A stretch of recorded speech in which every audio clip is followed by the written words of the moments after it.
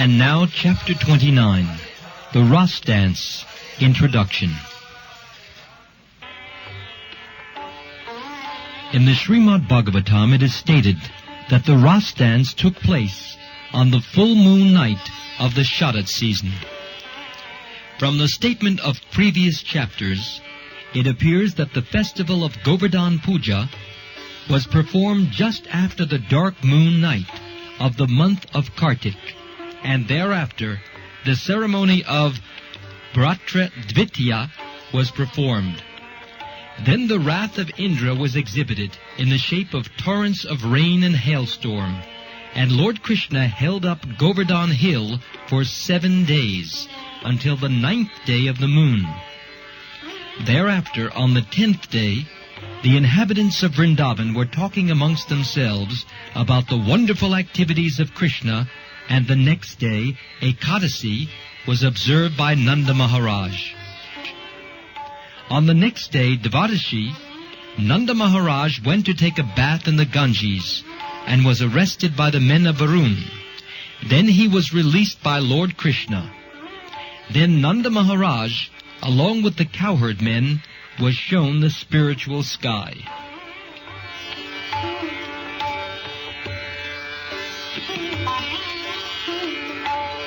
In this way, the full moon night of the Sharat season came to an end.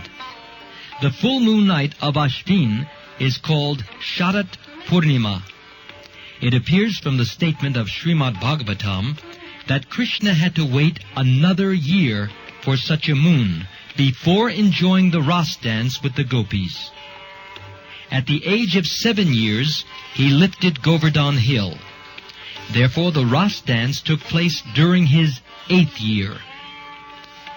From Vedic literature, it appears that when a theatrical actor dances among many dancing girls, the group dance is called a Ras dance. When Krishna saw the full moon night of the Sharat season, he decorated himself with various seasonal flowers, especially the Malika flowers, which are very fragrant. He remembered the gopis' prayers to goddess Katyayani, wherein they prayed for Krishna to be their husband. He thought that the full moon night of the Sharat season was just suitable for a nice dance, so their desire to have Krishna as their husband would be fulfilled.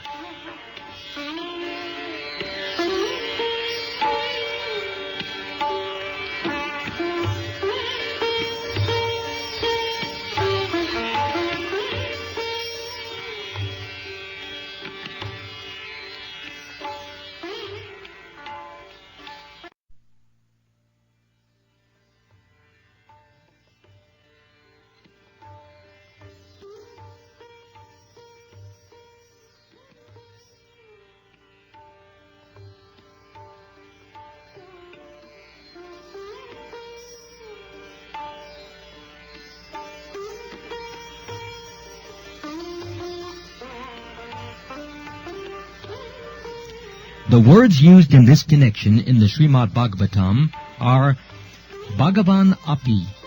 This means that although Krishna is the Supreme Personality of Godhead, he has no desire that needs to be fulfilled, because he is always full with 6 opulences.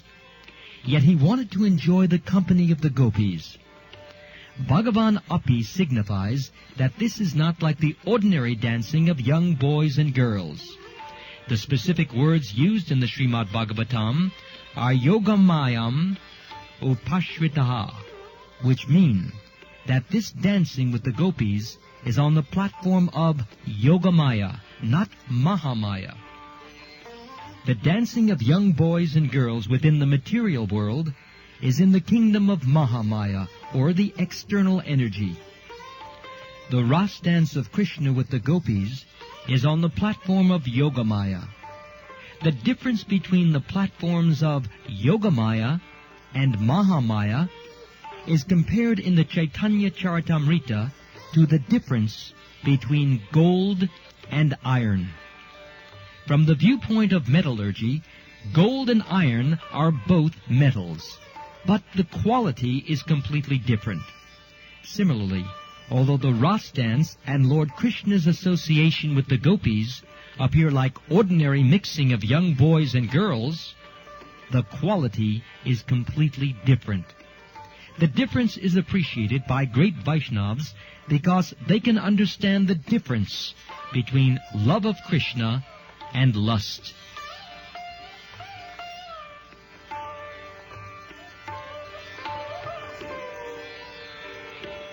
On the Mahamaya platform, dances take place on the basis of sense gratification. But when Krishna called the gopis by sounding his flute, the gopis very hurriedly rushed toward the spot of Ras dance, with the transcendental desire to satisfy Krishna.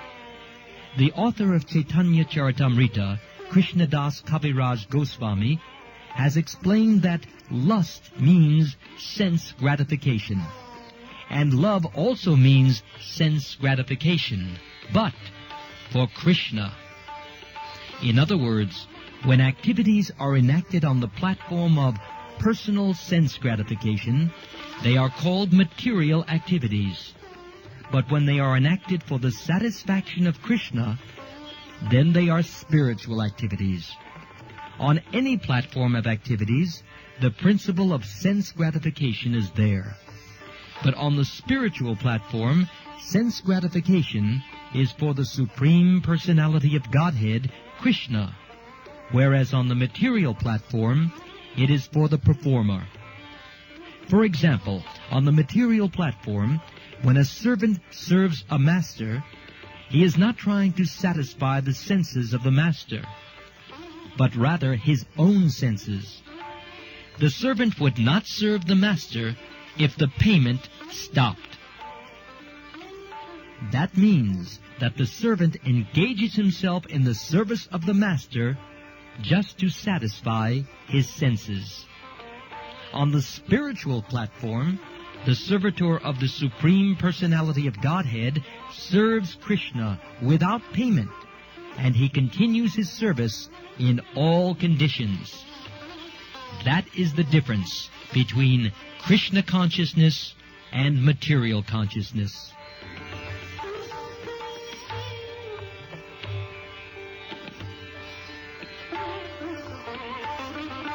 It appears that Krishna enjoyed the Ras dance with the gopis when he was 8 years old. At that time, many of the gopis were married, because in India, especially in those days, girls were married at a very early age. There are even many instances of a girl's giving birth to a child at the age of 12. Under the circumstances, all the gopis who wanted to have Krishna as their husband were already married. At the same time, they continued to hope that Krishna would be their husband. Their attitude toward Krishna was that of paramour love. Therefore, the loving affairs of Krishna with the gopis are called Parakiya Rasa. The attitude of a married man who desires another wife, or a wife who desires another husband, is called Parakiya Rasa.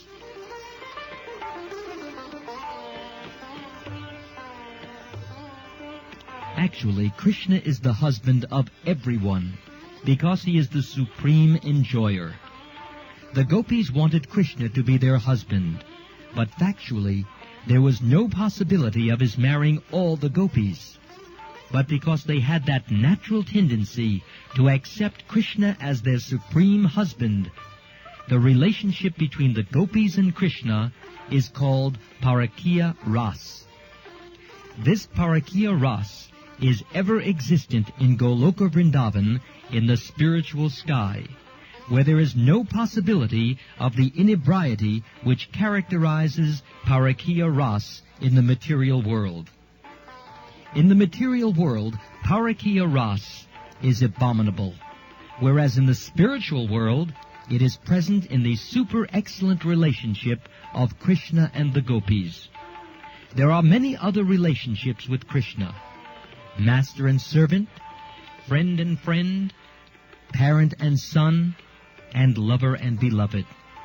Out of all these rasas, the Parakiya Rasa is considered to be the topmost.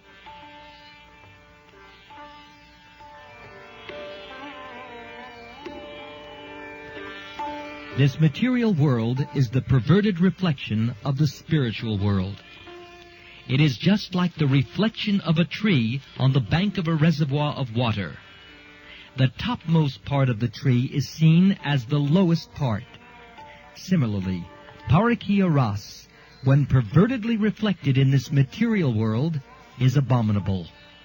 When people, therefore, imitate the Rasa dance of Krishna with the Gopis, they simply enjoy the perverted, abominable reflection of the transcendental Parakiya Rasa. There is no possibility of enjoying this transcendental Parakiya Rasa within the material world. It is stated in the Srimad Bhagavatam that one should not imitate this Parakiya Rasa even in dream or imagination. Those who do so drink the most deadly poison.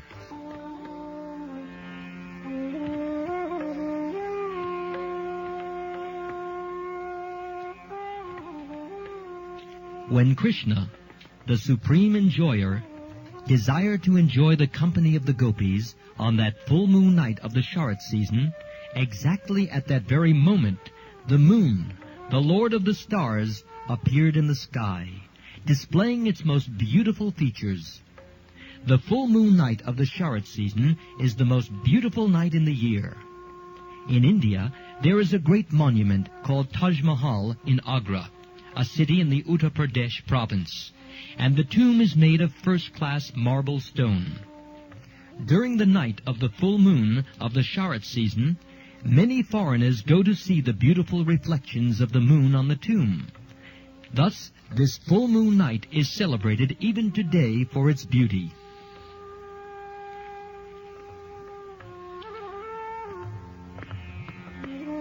When the full moon rose in the east, it tinged everything with a reddish color.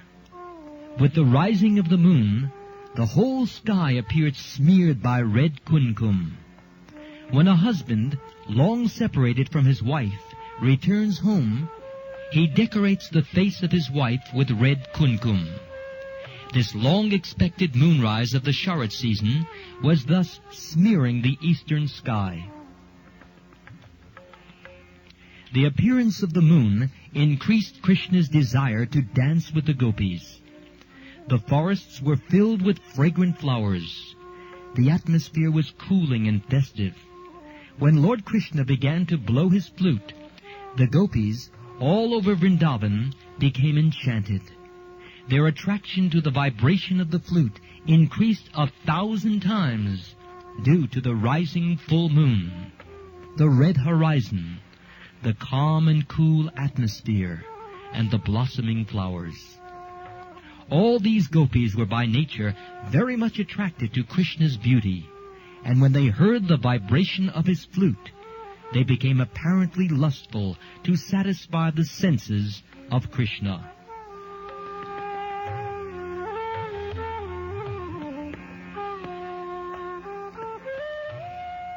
Immediately, upon hearing the vibration of the flute, they all left their respective engagements and proceeded to the spot where Krishna was standing.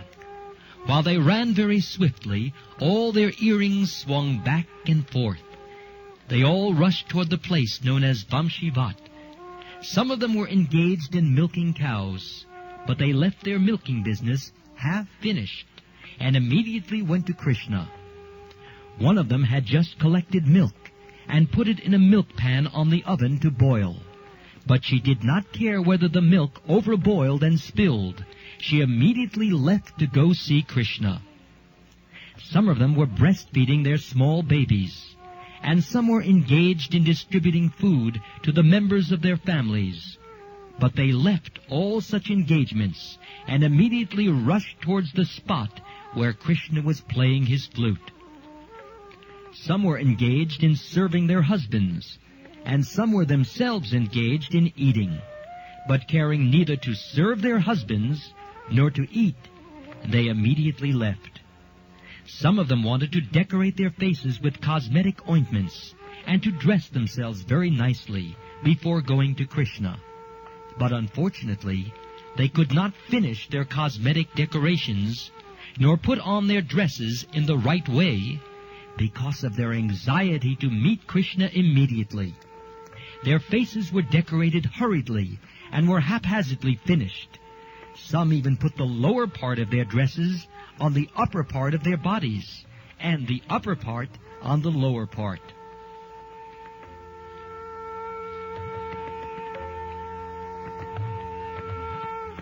While all the gopis were hurriedly leaving their respective places, their husbands, brothers, and fathers were all struck with wonder to know where they were going. Being young girls, they were protected either by husbands, elderly brothers, or fathers. All their guardians forbade them to go to Krishna, but they disregarded them. When a person becomes attracted by Krishna and is in full Krishna consciousness, he does not care for any worldly duties, even though very urgent. Krishna consciousness is so powerful that it gives everyone relief from all material activities. Srila Rupa Goswami has written a very nice verse wherein one gopi advises another, "My dear friend, if you desire to enjoy the company of material society, friendship, and love, then please do not go to see this smiling boy Govinda, who is standing on the bank of the Yamuna and playing his flute, his lips brightened by the beams of the full moonlight." Srila Rupa Goswami indirectly instructs that one who has been captivated by the beautiful smiling face of Krishna has lost all attraction for material enjoyments. This is the test of advancement in Krishna consciousness. A person advancing in Krishna consciousness must lose interest in material activities and personal sense gratification.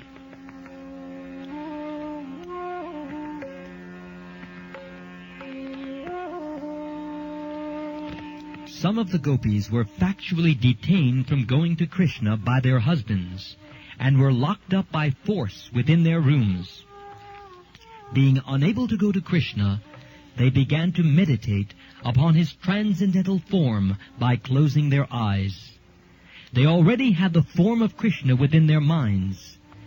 They proved to be the greatest yogis. As stated in the Bhagavad Gita, a person who is constantly thinking of Krishna within his heart with faith and love is considered to be the topmost of all yogis. Actually, a yogi concentrates his mind on the form of Lord Vishnu. That is real yoga. Krishna is the original form of all Vishnu tattvas. The gopis could not go to Krishna personally, so they began to meditate on him as perfect yogis.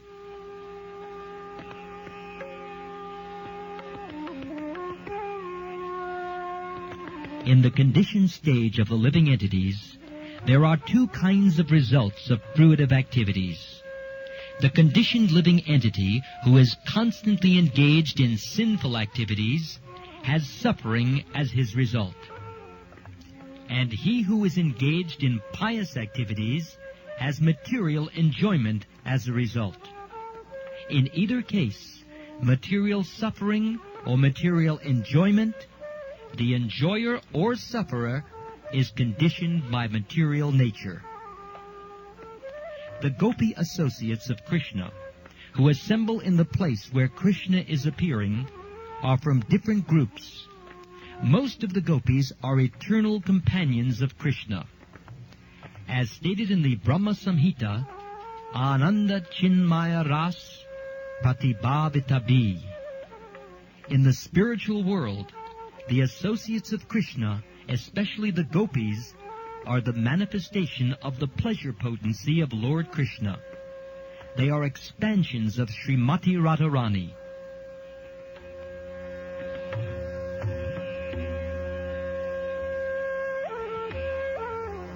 But when Krishna exhibits his transcendental pastimes within the material world, in some of the universes, not only the eternal associates of Krishna come, but also those who are being promoted to that status from this material world.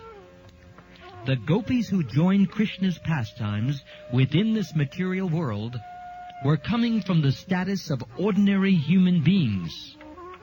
If they had been bound by fruitive action, they were fully freed from the reaction of karma by constant meditation on Krishna. Their severely painful yearnings, caused by their not being able to see Krishna, freed them from all sinful reactions. And their ecstasy of transcendental love for Krishna in his absence was transcendental to all the reactions of material pious activities. The conditioned soul is subjected to birth and death, either by pious or sinful activities. But the gopis who began to meditate on Krishna transcended both positions and became purified, and thus elevated to the status of the gopis already expanded by his pleasure potency.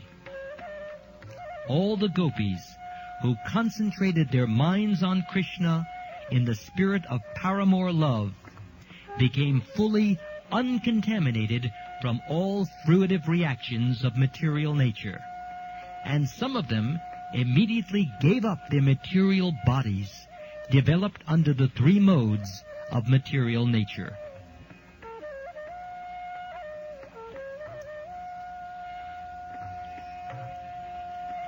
Maharaj Pariksit heard Shukdev Goswami explain the situation of the gopis, who assembled with Krishna in the Ras dance. When he heard that some of the gopis, simply by concentrating on Krishna as their paramour, became freed from all contamination of material birth and death, he said, "The gopis did not know that Krishna is the Supreme Personality of Godhead. They accepted him as a beautiful boy and considered him to be their paramour. So how was it possible for them to get freed from the material condition just by thinking of a paramour?"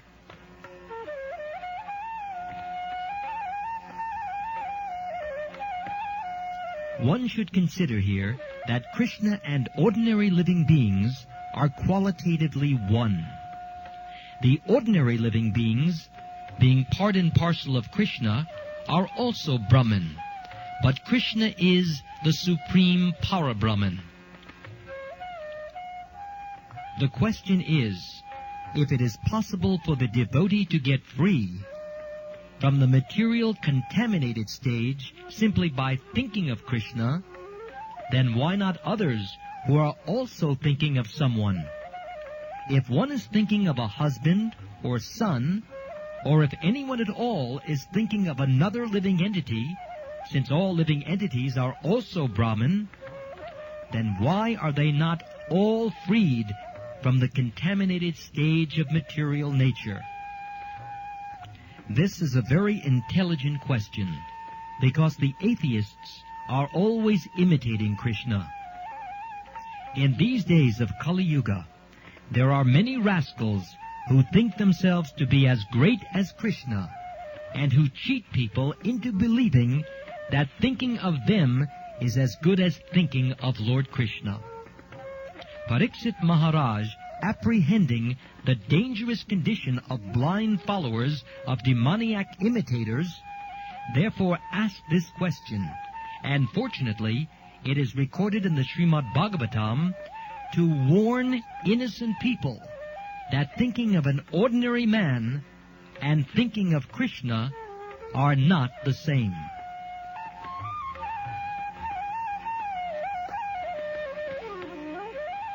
Actually, even thinking of the demigods cannot compare to thinking of Krishna. It is also warned in Vaishnav Tantra that one who puts Vishnu, Narayan, or Krishna on the same level of the demigods is called Pashanda, or rascal. On hearing this question of Maharaj Pariksit, Shukdev Goswami replied, "My dear king, your question is already answered even before this incident." Because Pariksit Maharaj wanted to clear up the situation, his spiritual master answered him very intelligently, Why are you again asking about the same subject matter which has already been explained to you? Why are you so forgetful? A spiritual master is always in the superior position, so he has the right to chastise his disciple in this way. Shukdev Goswami knew that Maharaj Pariksit asked the question not for his own understanding, but as a warning to the future innocent people who might think others to be equal to Krishna.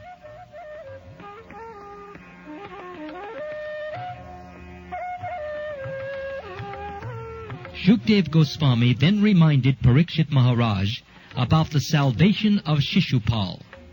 Shishupal was always envious of Krishna, and because of his envy, Krishna killed him. Since Krishna is the Supreme Personality of Godhead, Shishupal gained salvation simply by seeing him.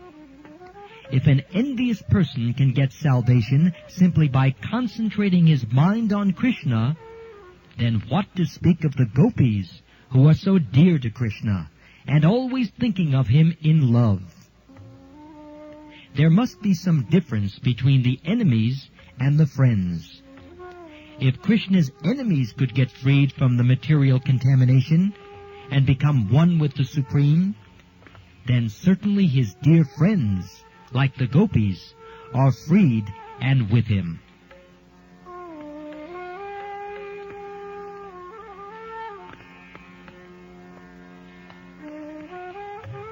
Besides that, in the Bhagavad Gita, Krishna is called Rishikesh. Shukdev Goswami also said that Krishna is Rishikesh, the super soul, whereas an ordinary man is a conditioned soul, covered by the material body.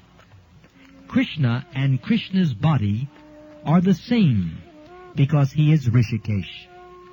Any person making a distinction between Krishna and Krishna's body is fool number one. Krishna is Rishikesh and Adhoksaja. These two particular words have been used by Pariksit Maharaj in this instance. Rishikesh is the super soul, and Adhoksaja is the Supreme Personality of Godhead, transcendental to the material nature.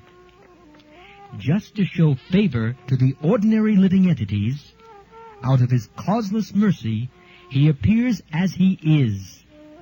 Unfortunately, foolish persons mistake him to be another ordinary person, and so they become eligible to go to hell. Shukdev Goswami reconfirmed that Krishna is the Supreme Personality of Godhead, imperishable, immeasurable, and free from all material contamination.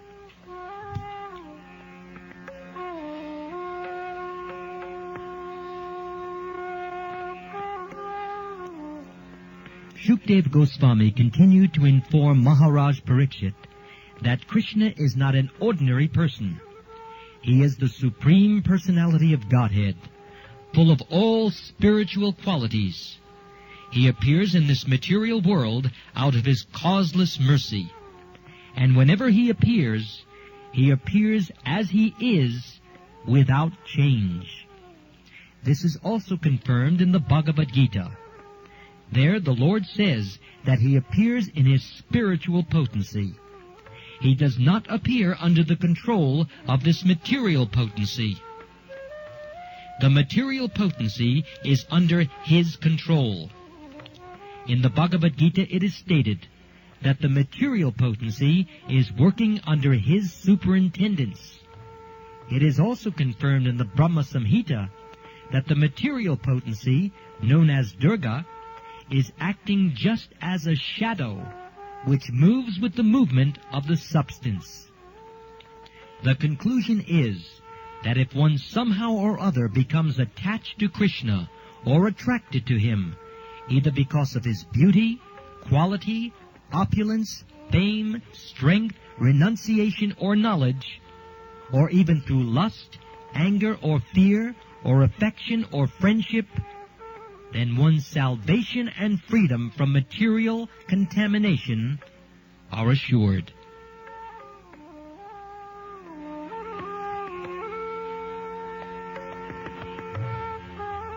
In the Bhagavad Gita, 18th chapter, the Lord also states that one who is engaged in preaching Krishna consciousness is very dear to him.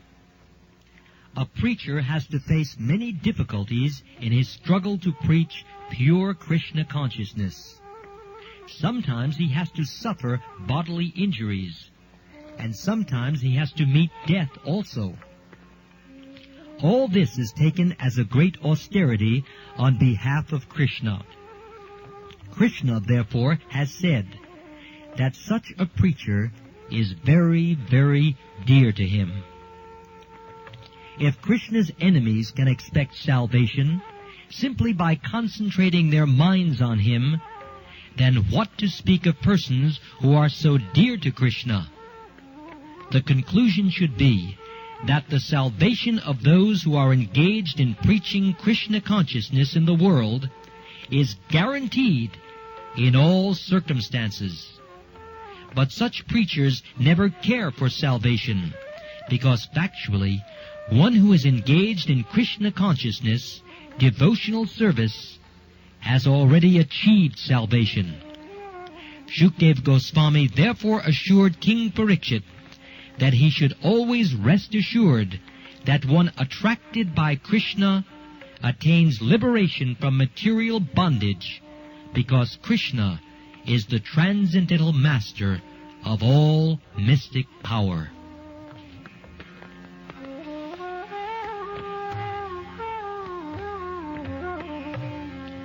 When all the gopis assembled, as described, before Krishna, he began to speak to them, welcoming them as well as discouraging them by word jugglery. Krishna is the supreme speaker.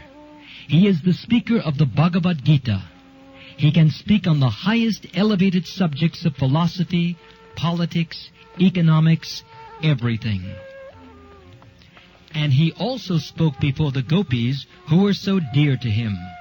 He wanted to enchant them by word jugglery, and thus he began to speak as follows. O ladies of Vrindavan, Krishna said, you are very fortunate, and you are very dear to me. I am very pleased that you have come here, and I hope everything is well in Vrindavan. Now please order me. What can I do for you? What is the purpose of coming here in this dead of night? Kindly take your seats and let me know what I can do for you.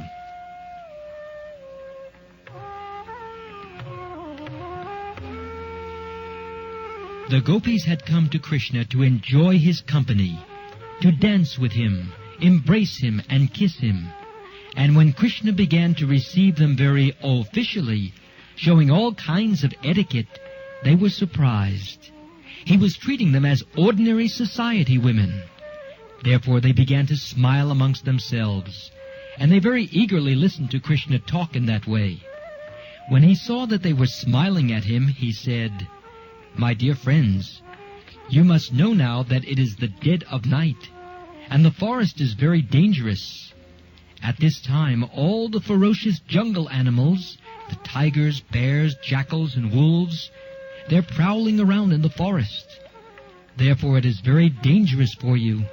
You cannot select a secure place now. Everywhere you go, you will find that all these animals are loitering to find their prey. I think, therefore, that you are taking a great risk in coming here in the dead of night. So please turn back immediately without delay.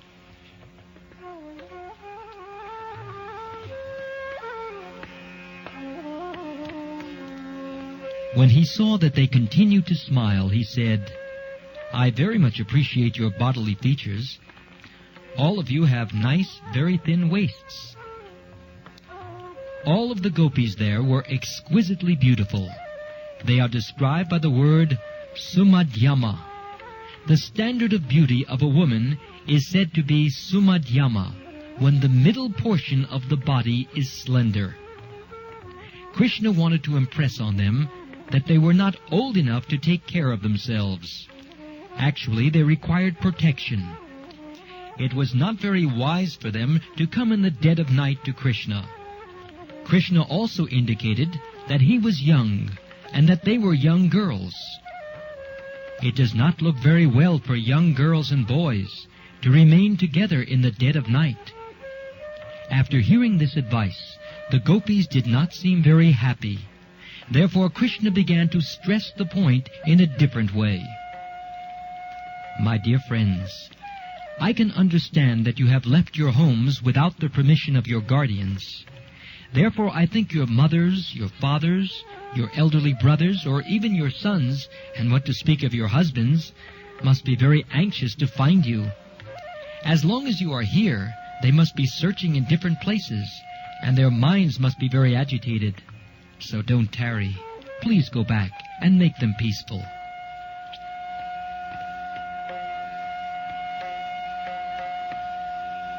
When the Gopis appeared to be a little bit disturbed and angry from the free advice of Krishna, they diverted their attention to looking at the beauty of the forest. At that time the whole forest was illuminated by the bright shining of the moon, and the air was blowing very silently over the blooming flowers, and the green leaves of the trees were moving in the breeze. Krishna took the opportunity of their looking at the forest to advise them. "I think you have come out to see the beautiful Vrindavan forest on this night," he said. "But you must now be satisfied. So return to your homes without delay. I understand that you are all very chaste women. So now that you have seen the beautiful atmosphere of the Vrindavan forests, please return home and engage in the faithful service of your respective husbands. Some of you must have babies by this time, although you are very young. You must have left your small babies at home, and they must be crying. Please immediately go back home and just feed them with your breast milk."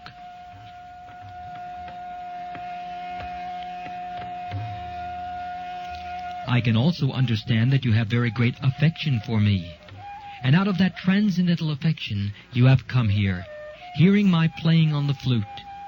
Your feelings of love and affection for me are very appropriate, because I am the Supreme Personality of Godhead. All living creatures are my parts and parcels, and naturally they are very affectionate to me. So this affection for me is very much welcome, and I congratulate you for this. Now you can go back to your homes. Another thing I must explain to you is that for a chaste woman, service to the husband without duplicity is the best religious principle. A woman should be not only faithful and chaste to the husband, but affectionate to the friends of her husband, obedient to the father and mother of the husband, and affectionate to the younger brothers of the husband. And most importantly, the woman must take care of the children.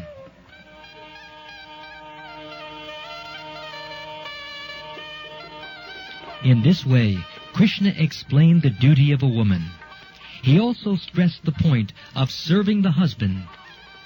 Even if he is not a very good character, or even if he is not very rich or fortunate, or even if he is old or invalid on account of continued disease, whatever her husband's condition, a woman should not divorce her husband if she actually desires to be elevated to the higher planetary systems after leaving this body.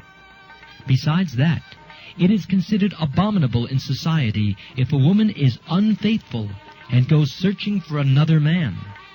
Such habits will deter a woman from being elevated to the heavenly planets, and the results of such habits are very degrading. A married woman should not search for a paramour, for this is not sanctioned by the Vedic principles of life. If you think that you are very much attached to me, and you want my association, I advise you not to personally try to enjoy me. It is better for you to go home, simply talk about me, think of me, and by this process of constantly remembering me and chanting my names, you will surely be elevated to the spiritual platform. There is no need to stand near me, so please go back home."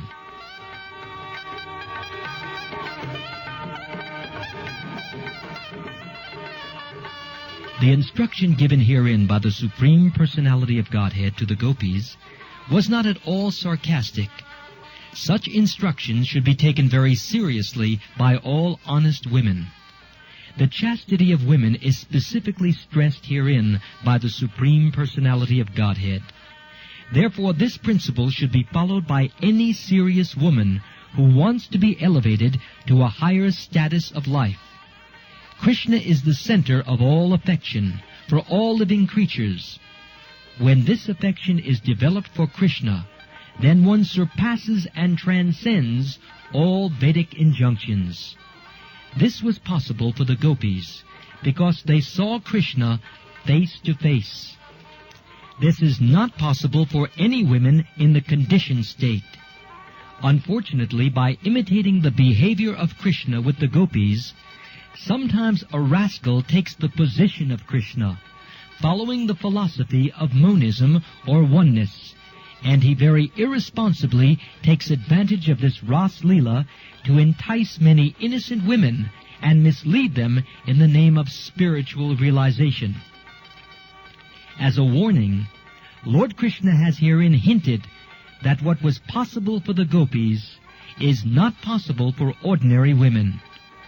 Although a woman can actually be elevated by advanced Krishna consciousness, she should not be enticed by an impostor who says that he is Krishna. She should concentrate her devotional activities in chanting and meditating upon Krishna, as is advised herein. One should not follow the men called Sahajya, the so-called devotees who take everything very lightly.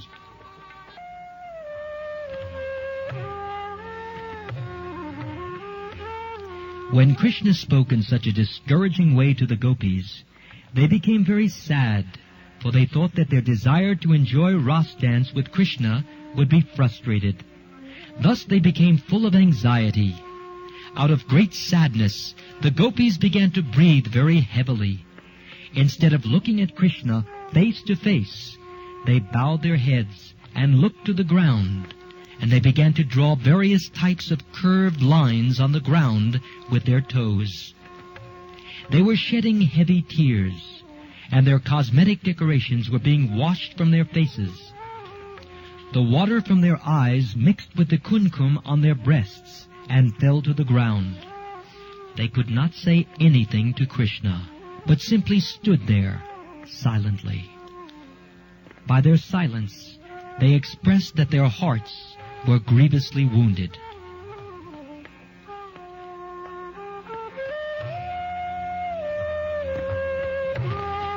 The Gopis were not ordinary women. In essence, they were on an equal level with Krishna. They are his eternal associates. As it is confirmed in the Brahma Samhita, they are expansions of the pleasure potency of Krishna. And as his potency, they are none different from him. Although they were depressed by the words of Krishna, they did not like to use harsh words against him. Yet they wanted to rebuke Krishna for his unkind words, and therefore they began to speak in faltering voices. They did not like to use harsh words against Krishna because he was their dearmost, their heart and soul. The Gopis had only Krishna within their hearts. They were completely surrendered and dedicated souls. Naturally, when they heard such unkind words, they tried to reply, but in the attempt, torrents of tears fell from their eyes. Finally, they managed to speak.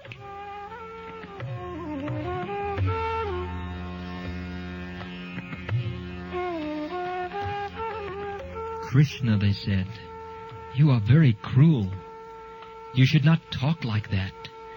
We are full-fledged, surrendered souls. Please accept us and don't talk in that cruel way.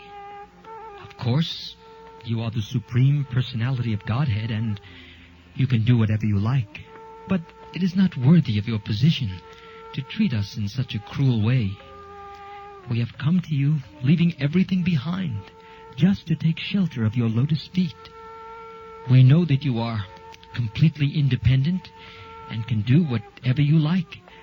But we request you, don't reject us. We are your devotees. You should accept us as Lord Narayan accepts his devotees.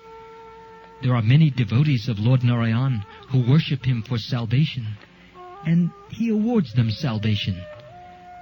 Similarly, how can you reject us when we have no other shelter than your lotus feet?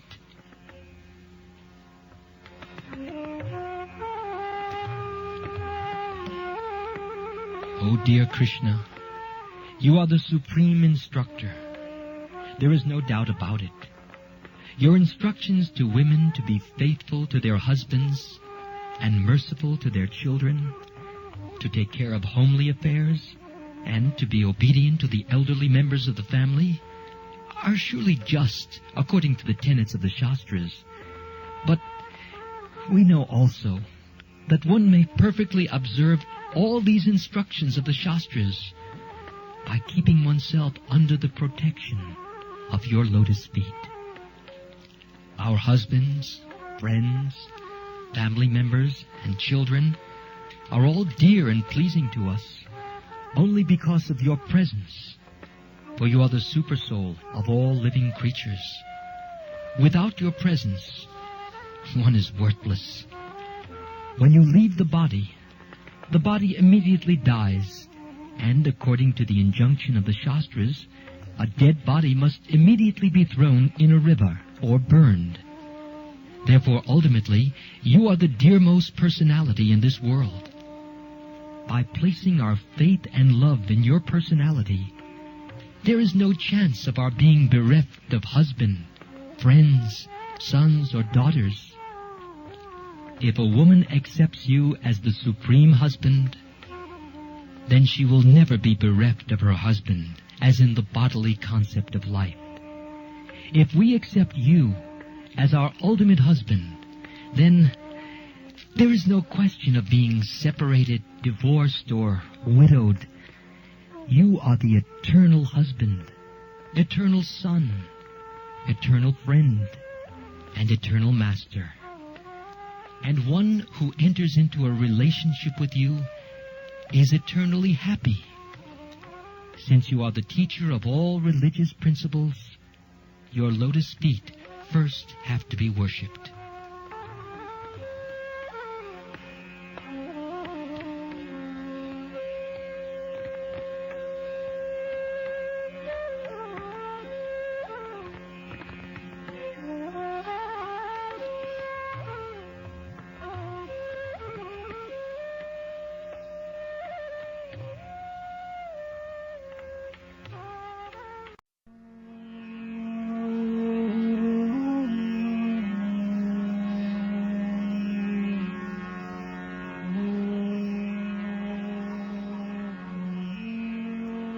Accordingly, the Shastras state, Acharya Upasana, the worship of your lotus feet, is the first principle.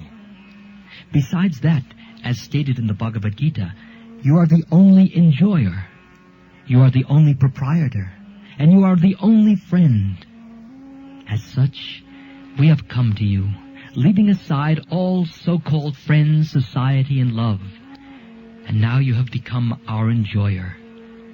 Let us be everlastingly enjoyed by you. Be our proprietor, for that is your natural claim, and be our supreme friend, for you are naturally so. Let us thus embrace you as the supreme beloved. Then the gopis told the lotus-eyed Krishna, "Please do not discourage our long-cherished desire to have you as our husband. Any intelligent man who cares for his own self-interest reposes all his loving spirit in you. Persons who are simply misled by the external energy, who want to be satisfied by false concepts, try to enjoy themselves apart from you.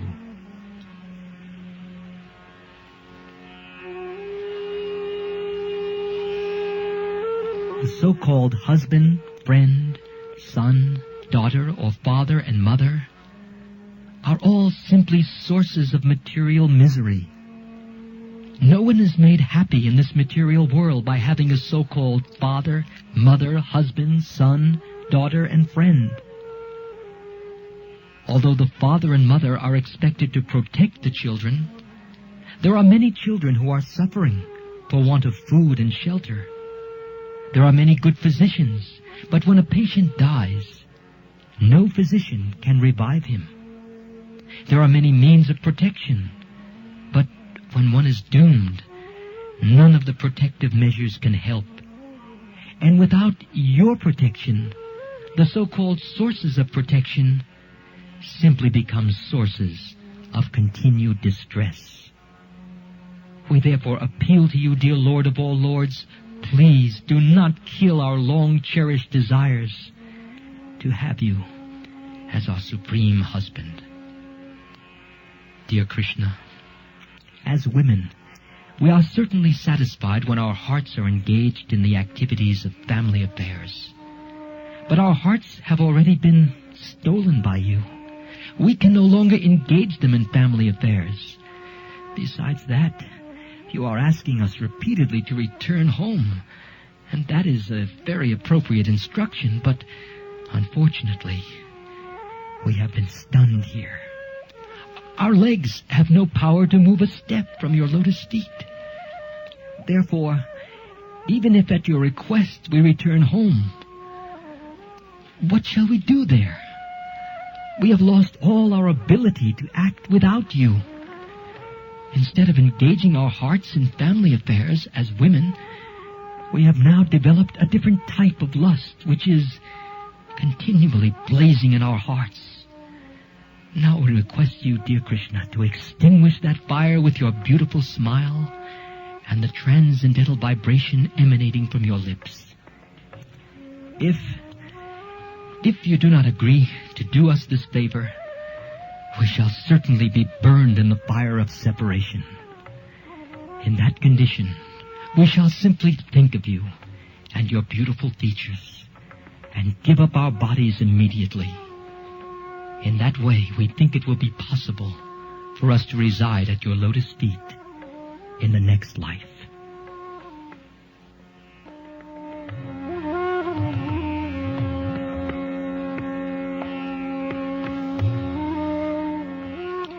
Dear Krishna, if you say that if we go home, our respective husbands will satisfy the lusty flame of our desire, we can only say that is no longer possible.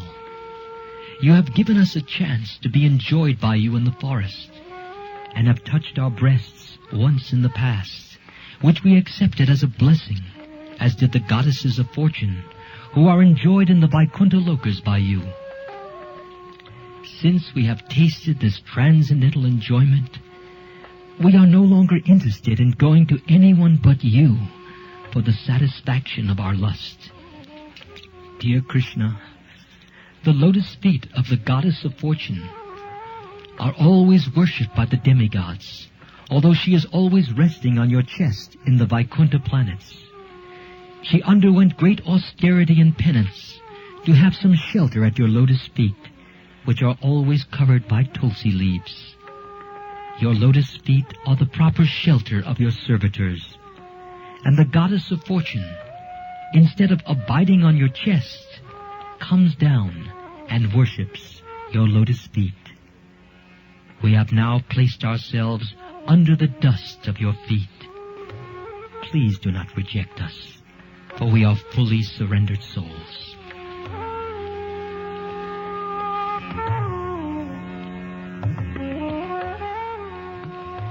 Dear Krishna, you are known as Hari.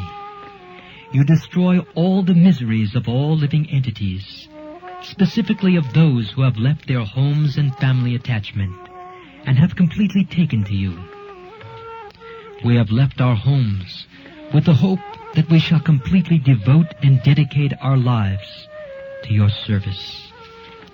We are simply begging to be engaged as your servants. We do not wish to ask you to accept us as your wives. Simply accept us as your maidservants.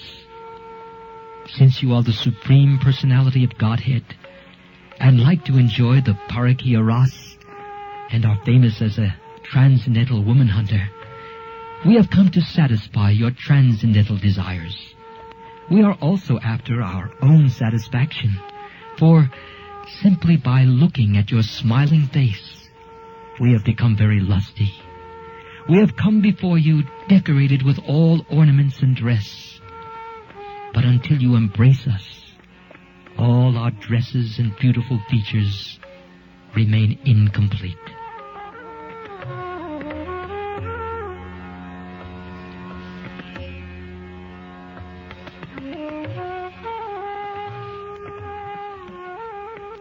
Dear Krishna, we have simply been captivated by seeing you with tilak and with earrings, and by seeing your beautiful face covered with scattered hair and your extraordinary smile. Not only that, but we are also attracted by your arms, which you always give assurance to the surrendered souls. And although we are also attracted by your chest, which is always embraced by the goddess of fortune, we do not wish to take her position. We shall simply be satisfied by being your maidservants. If you accuse us, however, of encouraging prostitution, then we can only ask, where is that woman within these three worlds who is not captivated by your beauty and the rhythmic songs vibrated by your transcendental flute? Within these three worlds, there is no distinction between men and women in relation to you, because both men and women belong to the marginal potency, or prakriti. No one is actually the enjoyer or the male. Everyone is meant to be enjoyed by you. There is no woman within these three worlds who cannot but deviate from her path of chastity once she is attracted to you, because your beauty is so sublime that not only men and women, but cows, birds, beasts, and even trees, fruits, and flowers, everyone and everything become enchanted. And what to speak of ourselves?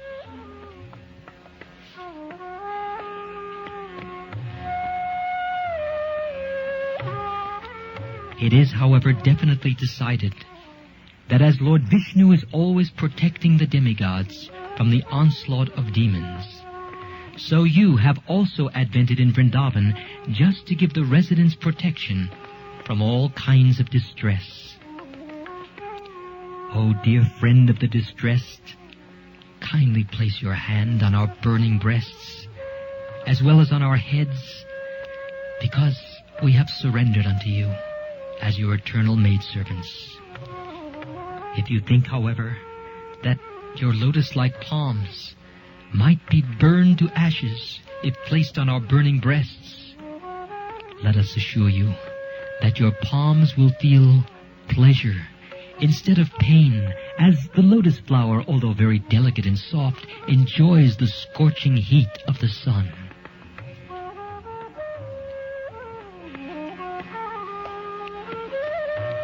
Upon hearing the anxious plea of the gopis, the Supreme Personality of Godhead began to smile, and being very kind to the gopis, the Lord, although self-sufficient, began to embrace them and kiss them as they desired.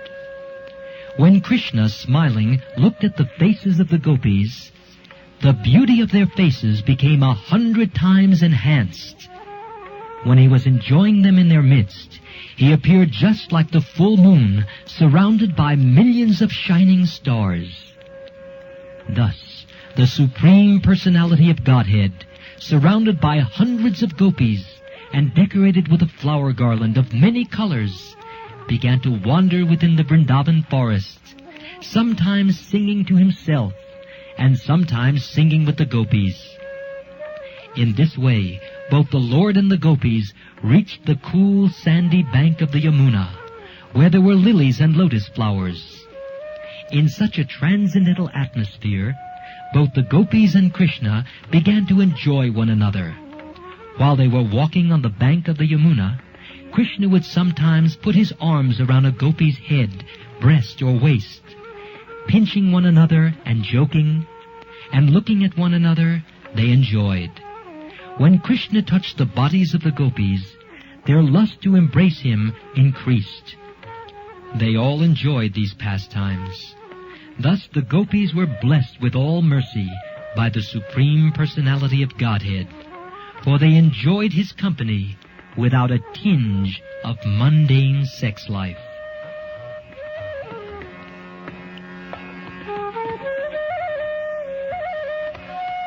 The Gopis, however, soon began to feel very proud, thinking themselves to be the most fortunate women in the universe by being favored by the company of Krishna.